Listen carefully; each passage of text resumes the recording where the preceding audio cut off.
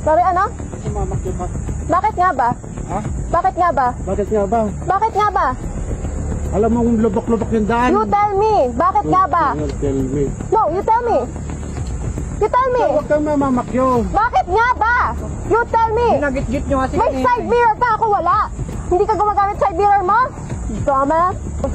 Ikaw ang wag ganon. You use your side mirror. Pizza, motostick ko na, no? Mga ganyan ka pa. Sira ulo. Wala. Pwede mo nga fucking plate number yan. Sorry po. Mais ka. Paragin ko yung pangit mong pika. To grow is to be accountable.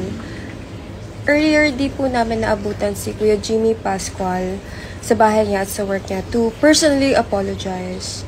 So, I would like to take this opportunity to say sorry to Kuya Jimmy for what I've caused.